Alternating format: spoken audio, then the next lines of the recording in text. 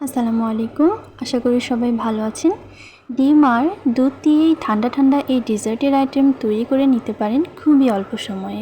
এটা দেখতে যতটা সুন্দর, খেতেও কিন্তু বেশ ভালোই লাগে।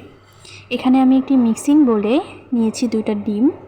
আপনারা অবশ্যই ডিমগুলো রুম টেম্পারেচারে নেবেন। এরপর এখানে আমি 2 টেবিল চামচ পরিমাণ চিনি দিয়ে দিয়েছি। আর চিনিটা কিন্তু অবশ্যই আপনি আপনার প্রয়োজন মতো স্বাদ অনুযায়ী দিতে পারেন।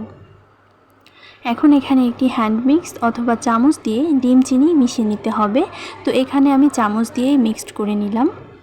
এরপর এখানে আমি দারুচিনি গুঁড়ো করে দিয়েছি। এতে করে ডিমের যে আলাদা গন্ধ আছে সেটা চলে যাবে এবং আলাদা ফ্লেভার আসবে। এরপর এখানে আমি 2 টেবিল চামচ গুঁড়া দুধ নিয়েছি এবং এখানে লিকুইড দুধ মিশিয়ে নেব। অবশ্যই দুধটা আগে থেকে জাল করে গাঢ় করে নিতে হবে, এতে করে স্বাদ ভালো আসবে। এবং অবশ্যই গুঁড়ো দুধটা জাল করা দুধের সঙ্গে ভালোভাবে মিশিয়ে নিতে হবে। এখন ডিম আর চিনির মিশ্রণে তরল দুধটা দিয়ে দিব এবং ভালোভাবে মিশিয়ে নিব। এরপর এখানে আমি দিয়ে দিচ্ছি 2টা সাদা এলাচ। এখানে আমি একটা স্টিলের বাটি নিয়েছি, আপনারা চাইলে হিটপ্রুফ কাচের বাটিও নিতে পারেন। মিশ্রণটি ঢেলে দিয়েছি এবং চুলায় একটি প্যানে সামান্য পানি ফুটতে দিয়েছি। এখানে একটি স্ট্রেইনার বসিয়ে তার উপরে বাটিটা রেখে ঢেকে দিব এবং 20 থেকে 25 মিনিট চুলার হিটে বয়েল করে নিব।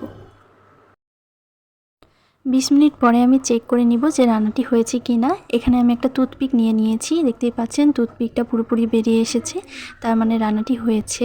এটাকে এখন চুলা থেকে নামিয়ে পুরোপুরি ঠান্ডা করে রেখে আমি আপনাদেরকে সার্ভ করে দেখাবো।